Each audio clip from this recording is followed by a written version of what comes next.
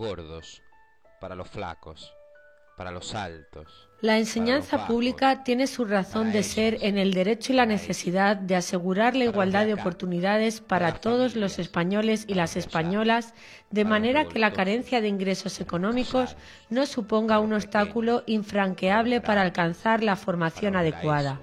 El candidato del PP aseguró en la campaña electoral de 2011, entre otro gran número de promesas incumplidas, que no tocarían la sanidad, ni la educación, ni las pensiones. Las pensiones, la sanidad y la educación. En lo que se refiere a la educación, los datos no pueden ser más significativos y esclarecedores.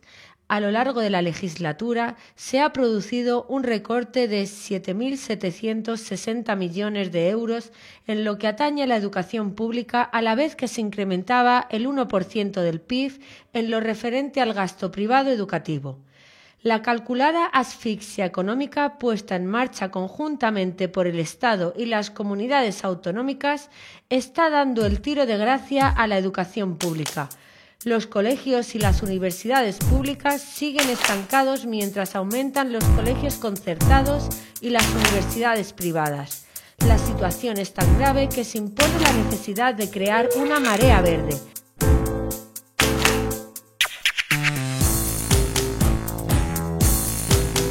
Desde hacía ya algún tiempo las escuelas mejoraban, se llevaba educación a quien la necesitaba. Pública te hablo, porque hace muchos años para ricos solo era quienes no podían pagarla se quedaban en la acera.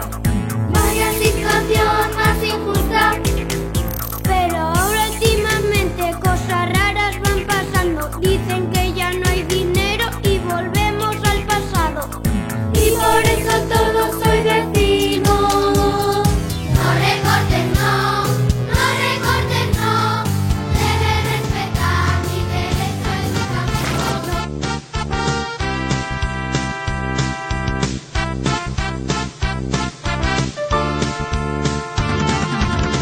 Las últimas investigaciones judiciales confirman que la enseñanza pública se ha convertido en uno de los grandes negocios de la púnica que suplía de esta forma al ladrillo, que hasta ese momento concentraba la mayor parte de la corrupción.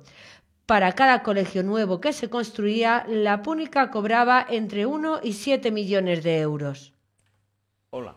Para hablar de educación hemos reunido en esta mesa una serie de personas que creo que os pueden servir para tratar de entender un poco cuál es la situación de la educación en España en estos momentos. Rodrigo Juan García es editor y autor del blog Escuelas en la Red del País. Sandra Villa es representante de Asamblea Marea Verde. Yolanda García es maestra interina y autora del vídeo Maestra Desahuciada. Y finalmente Isabel Suárez forma parte del colectivo de estudiantes de Madrid, el CEN. Bien, lo primero que habría que plantearse es si no estamos en una aparente contradicción, o no tan aparente solo, puesto que todo el mundo, cuando habla de lo que pretende hacer en el futuro, todo el mundo habla de grandes aumentos de las cantidades dedicadas a la educación, pero sin embargo llevamos 4 años de recortes y los anteriores también. Entonces, ¿tiene algún sentido esto o es simplemente que mientras la vida cotidiana dice una cosa, la cercanía de las elecciones lleva a otra? Pues yo te diría, Antonio, que hay un juego perverso. Hay un juego en el que se presenta un mensaje a la ciudadanía de un interés denodado por una educación para todos y hay una práctica que es una educación para las élites. Yo no sé si es en este momento donde eso se hace más patente, pero hemos podido ver a partir del año 2011, 2012, cómo la financiación, que es de alguna manera una muestra del interés que tienen los partidos políticos, que son los que gestionan lo público sobre la educación, han venido retirando inversiones y nos hemos convertido, pues junto con Portugal, Grecia y Turquía, los países de menos inversión en la zona de la Unión Europea. Con lo cual pone de manifiesto que podrá haber muchas promesas, pero la financiación como indicador de preocupación nos demuestra que esas promesas no dejan de ser vanas. Yo aquí añadiría que efectivamente estoy de acuerdo contigo y además me parece que es simplemente un momento electoralista, sobre todo de determinadas formaciones, y en la Comunidad de Madrid tenemos un buen ejemplo. ¿Cómo vamos a pensar que el Partido Popular va a invertir más dinero en educación cuando ahora mismo se acaban de aprobar los presupuestos de la Comunidad de Madrid, que restan, por ejemplo, 8 millones de euros a infantil y primaria, casi todos en gastos de personal, 14 millones a la educación secundaria, por poner un ejemplo, medio millón de euros a formación profesional? Son los presupuestos del 2016 de la Comunidad de Madrid. Entonces, ¿cómo en el ámbito estatal se van a aumentar los presupuestos en educación? Digamos, la legislación forma parte de la financiación, pero también ocurre algo parecido. Todas las promesas van en sentido exactamente contrario a lo que acaban de contarnos durante 4 años y desde el comienzo de la crisis. ¿Estamos otra vez en la repetición de la jugada? Vamos a ver. Yo creo que legislativamente tenemos la LOMCE encima de la mesa en estos momentos y o somos capaces de derogar la LOMCE o todo el proceso que implica la segregación del alumnado. La LOMCE tiene un problema y es que todavía, aparte de los problemas que ya conocemos, es lo que no conocemos. La LOMCE falta porque se desarrolle. Cuando oímos en los periódicos que Marina está haciendo unas declaraciones sobre la formación de profesorado y sobre que los profesores deberíamos cobrar en base a los resultados que obtengamos, lo que nos están lanzando es un globo sonda de lo que va a ir detrás, que es la legislación y la regulación de las condiciones laborales del profesorado. Entonces, el problema de la legislación que tenemos no es la legislación que tenemos, que ya por sí es una barbaridad, sino todo aquello que falta por desarrollar, como va a ser todo el desarrollo de la LOMCE. En Madrid se aprobaron, en la Comunidad de Madrid se aprobaron unos decretos en mayo, entre los que va la contratación contratación de extranjeros, sin pasar por ninguna prueba de oposición, para dar cualquier asignatura. Eso en estos momentos nos ha puesto encima de la mesa, porque yo creo que estamos en un momento electoralista y no ha interesado, pero ese decreto está aprobado. Entonces, todas las regulaciones normativas siguen las mismas líneas que han seguido hasta ahora. Y yo creo que lo que tienen escondido debajo de la recámara legislativamente va a ser todavía mucho más destructivo de la educación pública de lo que hemos tenido hasta ahora. Yo creo que hay un dato muy importante a propósito de lo que hemos hablado, que por única vez en los presupuestos generales del Estado en los últimos años, en el año 2015 había una subida en educación, curiosamente. Es la única vez en la que se ha producido, pero como casi todo tiene trampa. El problema era que era para poner en marcha la LOMCE. Y entonces resulta que había una subida de 800 millones de euros y resulta que la implantación de la LOMCE suponía 1.200, con lo cual lo que ocurría es que había un déficit de nuevo de 400 y pico millones de euros. Con lo cual, de nuevo era mentira, es lo que utilizan los políticos en los enfrentamientos electorales, es decir, yo he subido 800 millones, cuando en realidad lo que has hecho es bajar 400 millones. Vamos a yo me gustaría que nos centráramos un poquito en el sentido de la educación para, digamos, cuál es la finalidad que sustenta un hecho como el que un país se dote de una estructura, de un sistema, de una financiación para educar. En principio hay una definición que, digamos, que éticamente soportada e interesante, que es para cumplir con un derecho de ciudadanía que incluso en la Declaración Universal de los Derechos del Niño y los Derechos Sociales y Culturales aparece como un derecho reconocido. Si es un derecho, es las administraciones públicas en su presupuesto lo que tienen que dotar a ese derecho en su plenitud, no en parcelas del derecho, dejando otras parcelas para que sean cubiertos por iniciativa privada, y en esa iniciativa privada la competitividad permita que unos tengan un goce completo del derecho y otros tengan un goce low cost del derecho. Cuando se nos pretende decir que ese derecho low cost, mediante determinadas prácticas como ciertos centros de excelencia, mediante un programa de bilingüismo, se da una apariencia de que se está atendiendo, incorporando en ese low cost un espíritu competitivo que se dice que es el que va a dar la solución de los problemas.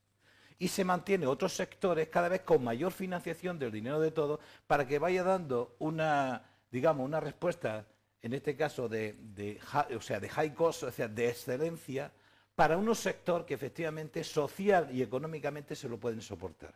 Con lo cual convierte en un bien, o sea, en un derecho de todo, en un bien de consumo para unos pocos.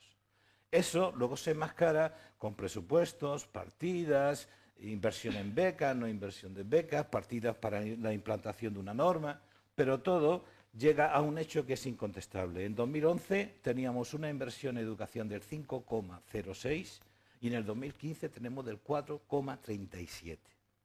Eso es un indicador. Es más, eso significa unos 10.500 millones y se invierte en concertación 6.000 millones. Queda 4.500 millones para cubrir ese derecho que se supone que es de todos y dedicamos 6.000 a facilitar un derecho de mayor uso, de high cost, de mayor excelencia, de mejor cumplimiento de ese derecho a aquel sector que está en condiciones precisamente de poder costearse parte mediante copago de un servicio que es un derecho de todos. Es el convertir un derecho en un bien de consumo y del libre litigio del mercado, con la condición en este caso de que un derecho genere el negocio oportuno.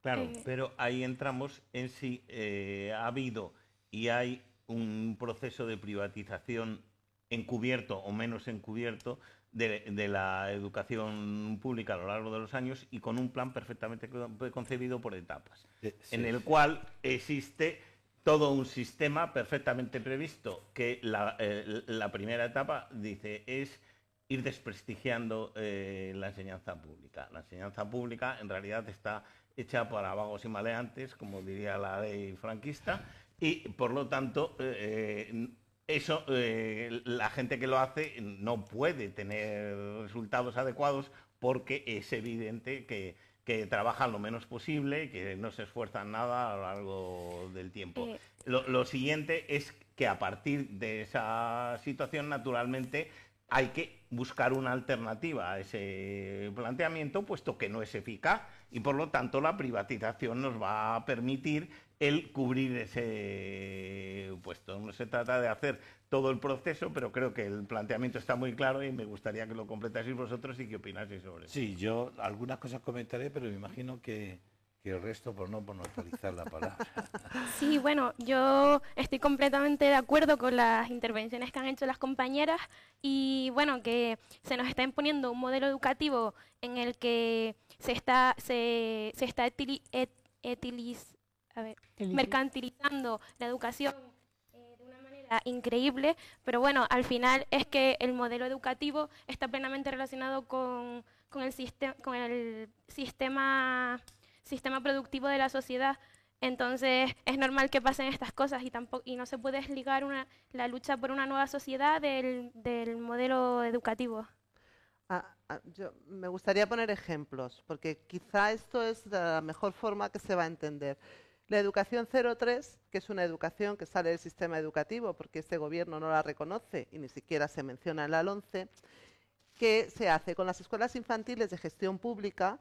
Las familias soportan el 90% aproximadamente del gasto de la escuela infantil, o sea, lo que puede suponer unos 270 euros, 300 euros, mientras que si una familia lleva a su hijo o a su hija a una guardería privada, pues entonces les dan un cheque bebé. De tal manera que, por ejemplo, Lucía Figar ha cobrado el cheque bebé de 1.200 euros este año pasado, en junio. Eso es la privatización de la educación. Lo que pasa que luego también se ha hecho con los ciclos formativos de grado superior, hasta que de repente la Administración dejó de concertar los grados administrativos de grado superior. Entonces se crea una necesidad en la ciudadanía, las escuelas infantiles acaban desapareciendo porque realmente las familias no se pueden costear, o sea, hay que tener posibles, y además de creer en la educación pública muchísimo para llevar a nuestros hijos a una escuela infantil, en contraposición con que si lo llevas a otro tipo de escuela te dan un dinero, pero eso hace que las escuelas infantiles en un momento determinado vayan desapareciendo una detrás de otras.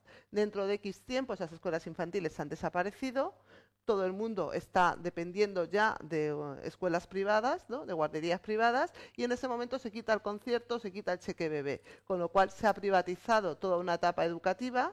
Y ya no hay otra opción. Las familias tienen que llevar a sus hijos allí, quieran o no quieran, que es lo que ha pasado con los ciclos de grado superior, por ejemplo. Eso es una forma de privatizar realmente lo que se está haciendo en la educación. Yo creo que tenemos una ventaja ahora, y lo digo lo de ventaja, entre comillas, obviamente, en cuanto a claridad, puede ser una ventaja, en cuanto a lo demás, evidentemente no. Y es que la enseñanza obligatoria está en un punto del proceso distinto del que puede estar, por ejemplo, la universidad. Es decir, hay una diferencia de 30 o 40 años entre una situación y otra, y ahora tenemos las dos partes. Yo antes me había quedado en decir que se les denigra y que, por lo tanto, la privada, que es la alternativa, naturalmente, esa misma gente que denigra la pública se dedica a decir que la privada es maravillosa. Lo siguiente es, si la pública es mala y la privada es maravillosa, hay que quitarle recursos a la pública, porque si no estamos tirando el dinero con unos ineficientes y unos incapaces. Entonces, consecuencia, si le quitas dinero, baja la calidad. Si baja la calidad, efectivamente teníamos razón. O sea, eran unos ineficientes, unos vagos y unos maleantes. Luego ya estamos. ¿Qué es lo que quería decir con esto? Pues que la universidad está probablemente en el inicio del proceso todavía, porque el prestigio de la universidad pública es muchísimo mayor todavía que el de la privada, cosa que no ocurre exactamente como regla general en el caso de eso. Que eso fue hace 30 años cuando sí ocurría, pero ese proceso ya se ha hecho en una parte. En ese sentido, creo que lo que decía es que tenemos las dos partes y podemos juntar las dos para ver la escalera entera, cómo se produce ese proceso. Sí. Y creo que es enormemente interesante. Sí, sí. No obstante, lo que planteas sobre, bueno, esa primero privatización encubierta y luego esa privatización explícita, yo creo que podríamos ilustrar, y yo creo que Sandra lo ha hecho muy bien, un poquito ese proceso para que no pensemos que es que hay una mano negra y que hay un pensamiento donde hay alguien que por ahí está diseñando las cosas, sino que hay una visión de la vida que para un sector que en un momento determinado tiene el poder y tiene el dinero, que cree que tiene que conducirse de una manera que efectivamente va a favor de sus intereses y que en la medida que pueda hace que todo vaya en esa misma línea. Y es evidente que desde hace ya bastante tiempo, yo recuerdo en el año 92, el actual presidente del Consejo Escolar del Estado, el señor Ruth Pérez, escribió un libro en Muralla, en la editorial Muralla, no me acuerdo del título, pero en la introducción decía, es muy difícil que ahora a la opinión pública le digamos lo valioso de una educación privada o una privatización de la educación, porque hay un sentido común en el que, bueno, ese servicio público tiene un cierto prestigio, pero unas cosas sí podemos hacer, sí podemos animar a la privatización de la gestión interna de ese servicio público.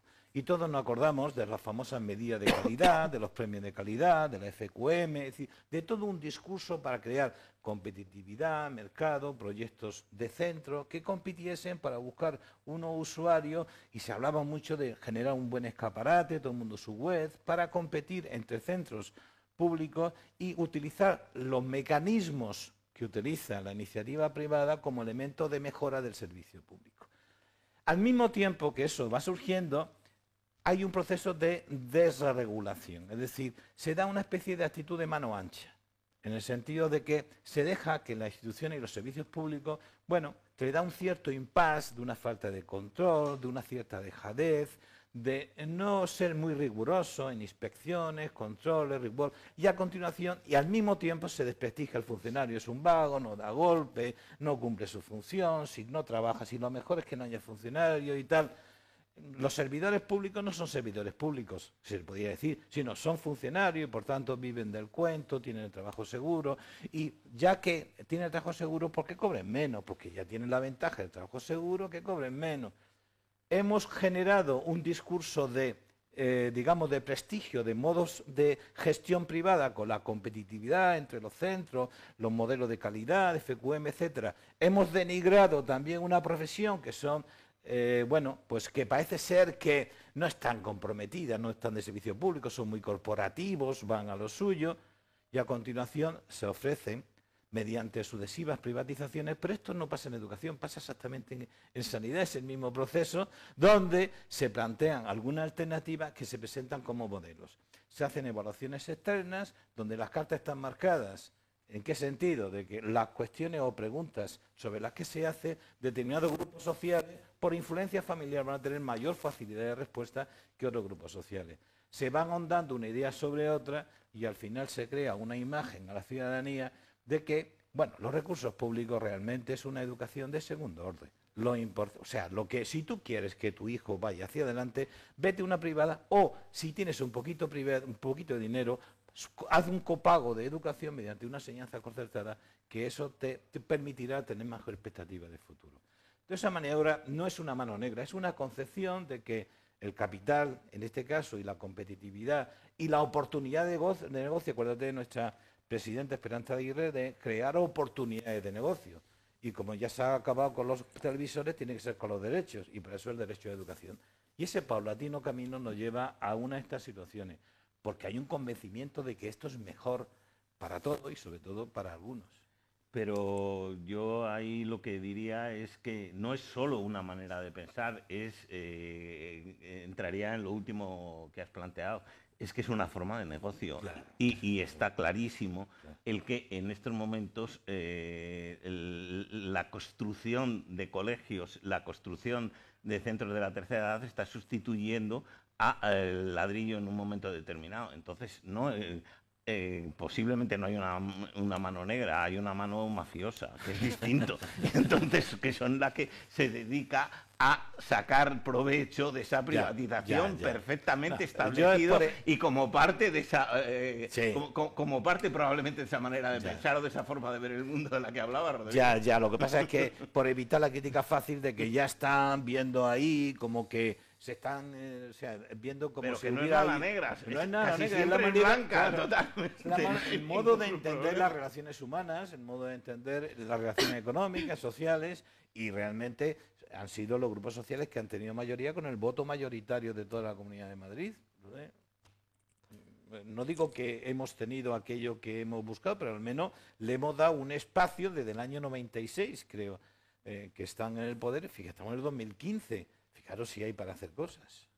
Y se lo hemos dado como confianza. Yo quería decir, vamos a ver, que todo esto es así y que este proceso continúa. Pero que es cierto que cuando los docentes en aquel momento nos lanzamos a la calle y después la Asamblea Marea Verde, la Marea Verde, toda la ciudadanía puso de valor la educación pública, pues entonces empezaron a cambiar pequeñas cosas, porque claro, a nosotros y a nosotras nos cuesta mucho cambiar todo este proceso privatizador que viene desde la televisión, que viene desde las instituciones, pero este año, por ejemplo, hay 11.000 alumnos más en la educación pública que el año anterior. Y el año anterior hubo 10.000 alumnos más en la escuela pública que el año anterior. Quiero decir que no es un proceso irreversible, que igual que ellos ideológicamente han trazado los caminos para que todo el mundo se convenciera de que la educación privada y la educación privada concertada era mejor que la educación pública, sin realmente muchos datos objetivos, porque los profesores de la educación pública tenemos que pasar un examen, ¿no? Y además tenemos unos controles, porque no es cierto que no haya burocracia en la educación pública, estamos hasta arriba de burocracia en la educación pública. Entonces, no es verdad que los funcionarios no se estén controlando, claro que se están controlando, lo que pasa que es lo que sale a la prensa. Entonces, es cierto, existe todo este proceso privatizador, la cesión de suelo público, la púnica, Quiero decir, esto es un gran negocio, pero también yo pongo en el otro lado que igual que ideológicamente se marcaron unas líneas, nosotras y nosotros debemos empezar a luchar y a seguir trabajando, porque el año pasado teníamos en las encuestas del CIS, hemos sido los profesionales mejor valorados, los profesores de la educación pública. Eso ha sido algo que era impensable hacía muchísimo tiempo, porque se hace un bombardeo contra el funcionario y sobre todo contra el funcionario profesorado, ¿no? Entonces, quiero poner esto en valor en el sentido de que claro que tenemos un proceso privatizador, que el poder lo tienen ellos, pero que realmente, aunque sea muy poco a poco, tenemos que confiar y creer en que podemos empezar a cambiar la situación para otro lado. Sí, Sandra, me lo has puesto en bandeja. ¿Por qué la necesidad de la marea verde? Pues yo creo que es una respuesta de la ciudadanía, al final, ante que nos están quitando un derecho fundamental, que es la educación de nuestros hijos y de nuestras hijas. Porque una sociedad que no está formada no tiene mucha posibilidad de futuro. O sea, en estos momentos estamos asistiendo a cómo se van a quitar muchas posibilidades de titulación a nuestros hijos y a nuestras hijas. Cuando lleguen a cuarto de la ESO, si la LOMCE se sigue implantando, pasarán una prueba externa y si no la pasan no titularán. Con lo cual, el no tener un título después de estar 16 años en un sistema educativo te aboca al fracaso, ¿no? O a que vayas teniendo un trabajo mucho menos cualificado y te paguen al final muchísimo menos. Entonces es una sociedad mucho más deteriorada. Yo creo que ante eso la ciudadanía responde porque sabe que nos estamos hipotecando nuestro futuro a 20, a 30 años. Entonces, por esta razón, la ciudadanía responde. Y los profesores y las profesoras respondemos porque el deterioro de la educación pública, sobre todo en la Comunidad de Madrid, que ha sido el campo de experimentos de este Partido Popular, pues es ya enorme. Y cuando en el 2011 se sacan las instrucciones de principio de junio, eso ya suponía acabar con los desdobles, acabar con los talleres, con los laboratorios, era acabar ya con lo poco que nos quedaba de la calidad en la educación pública. Por eso surge al final todo este movimiento, que no es que realmente no existiera antes. Esto pasa en ese momento determinado, el momento en el que surge la marea verde, que es cuando las personas salen a la calle con la camiseta verde, porque venimos de un 15M que ha salido a las calles y nos ha empezado a decir que sí se puede, que nos tenemos que movilizar y nos podemos mover, y por otro lado, por una resistencia de muchas plataformas, de muchos colectivos y de muchas organizaciones durante muchos años en defensa de la educación pública, porque realmente cuando salimos en el 2011 ya llevábamos 6 años perdiendo gota a gota educación pública. Entonces yo creo que se produce, bueno, porque el contexto y en ese momento la chispa. Acaba de pasar el 15M y es el momento, es en julio de 2011, pues se produce la asamblea de profesorado y en septiembre inundamos las calles con las camisetas verdes, algo que era bastante impensable, ¿no? En nuestro colectivo, por esa misma razón que nos estaban diciendo todo el día que éramos insolidarios, corporativistas, que no nos íbamos a movilizar por nada. Y luego a la ciudadanía también nos decían que los padres nunca se iban a mover con nosotros por la educación pública y sorprendentemente nos sorprendieron. Los padres y las madres estaban allí y los ciudadanos y los estudiantes y las estudiantes y todos salimos en defensa de lo que es nuestro, ¿no? De un derecho fundamental. Se nos dice que los recortes son de obligado cumplimiento y que no suponen ninguna elección. La aplicación en España de a qué se han hecho los recortes responde a ese planteamiento o supone clarísimamente una elección de a ti te recorto, a ti no, a ti te quito la pulsera, a ti te quito las gafas, a ti te quito la camisa. En el último informe PISA, de los 32 países que tienen indicadores de inversión, somos el 28. Y de los 32 países han hecho recortes. Qué curioso que nosotros somos el 28. Nos quedan solamente 4 países que tienen menos inversión que nosotros. Como he dicho antes, en el 2011 nuestra inversión se fue reduciendo hasta el 2014 y solamente 4 países europeos habían menguado su inversión en educación. El resto de países europeos habían, de una manera, digamos, humilde, habían seguido aumentándose la inversión en educación. Luego, no solo hay una respuesta digamos, a la restricción o a la austeridad, sino que hay una respuesta interesada. O sea, se puede hacer de otra manera, se puede dejar de invertir en otros ámbitos y, sin embargo, se entendió claramente. Oye, curiosamente, sin embargo, la inversión en concertación ha seguido aumentando. Todos los años. Todos Sí, los años. eso es en un- mayor No o en menor el cantidad. caso, no en el caso que habíamos hablado antes de 6.000 y la 4.000, pública, no. Sí. que la única vez que lo había Sí. que lo había hecho era el año pasado por lo del ANONCE. Sí, En la privada y en la concertada todos los años ha seguido subiendo. Qué casualidad. Entonces, que... Según lo veo yo, los recortes son como una herramienta más para, como estábamos hablando antes, hacer una degradación de lo público para justificar su privatización. Y en plan, en cuanto a lo que decías, en plan, bueno, que era como un poco esperanzador sobre la educación obligatoria y todo eso, pues yo veo justo lo contrario en la universidad. En plan, cada vez más tenemos mucha más presencia de empresas privadas. Por ejemplo, los consejos sociales son empresas privadas.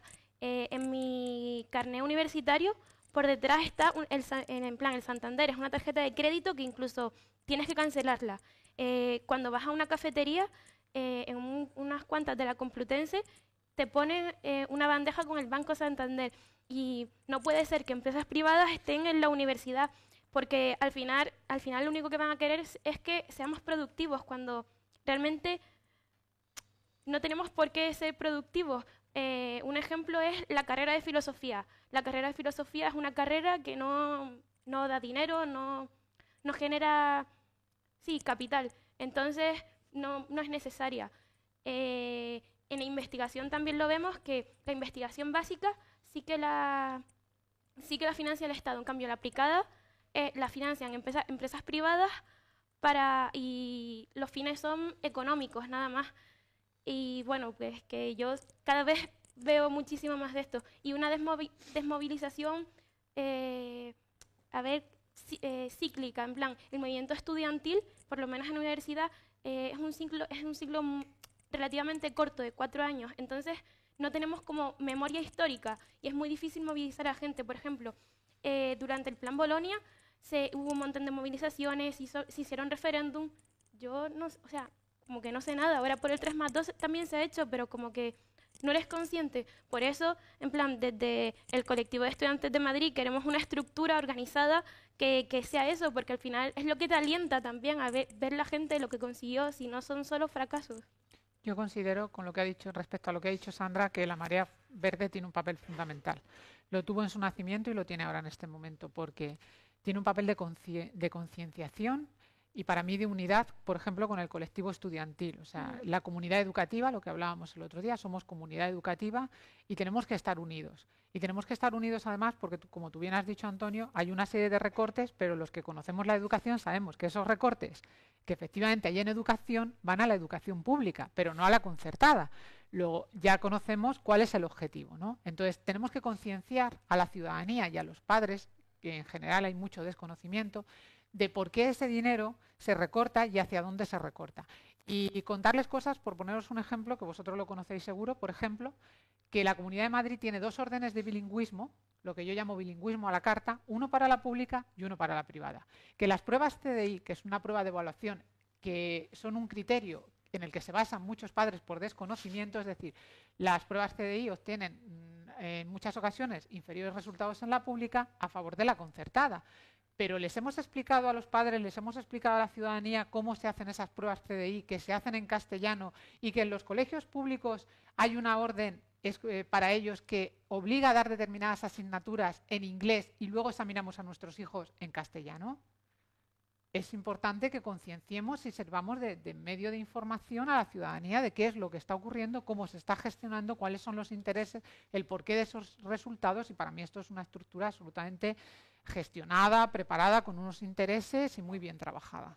Bueno, estamos entrando en temas ya como bilingüismo, como precariedad e interinos, como religión en las aulas, como libre elección de centro, que vamos a tener que dejar para la próxima oportunidad en la cual nos reunamos para poder analizar toda esa parte de la enseñanza obligatoria y toda la parte que lógicamente tampoco hemos tocado porque nos hemos quedado en lo general de algo que insinuó ahora Isabel, que es la parte de universidad. Os emplazo para dentro de unos días para continuar esta conversación. Muy bien, Muy bien. muchas gracias. Muchas gracias. Bueno. A vosotros.